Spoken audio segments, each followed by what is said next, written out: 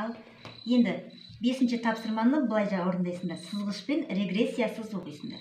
Яғни артқа қайтпайсыңдар. Түсінікті ме? Баяғы бір заманда деп қайталамаймыз. Тек қана алға жүреміз.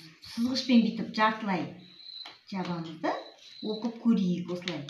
Ал, Кәусар оқы. Алдыңа қой. Бүйтіп кішкене жартылай жап. Басымызды түзу ұстаймыз.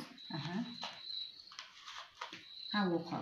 Баяғы бір заманда бай мен кедей көрші өмір сүріпті.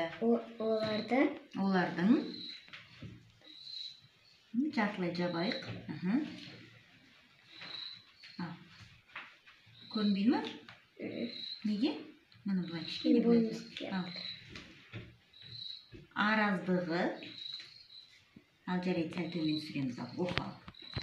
Араздығы сондай бірін-бірі көргісі келмейді. Жақсы. Оқып жатқан кезде түсінуге тырысамыз. Ал оқы.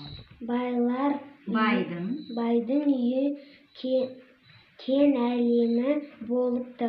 Іші толған алтын мен күміс. Енді, жарайды, бірінші нені сен оқы, келесі азат жолды асылзат оқысын ал. Асылзат сен солай оқып көр алмын. Жартылай жабайық. Ал оқып көр сол асылзат. Басымыз көтереміз бірақ.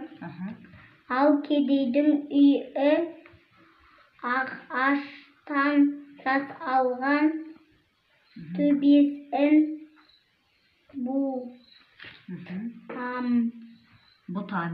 бұтамен жапқан қора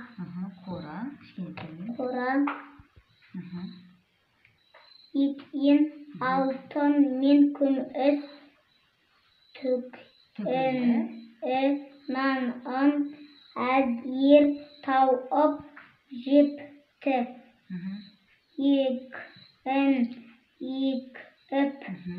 Жақсы, енді арғарты ішпен оқып көріңдер, қай жерге келдің сен, Кәусар? Қай жерге келдің? Кәусар бұл арғарты өзің оқып көр ал. Қан оқимыз сен.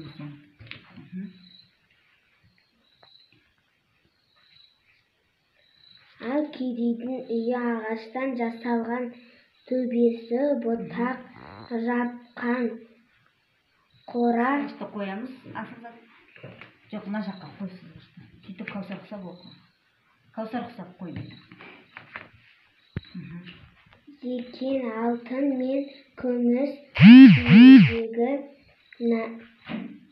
нанның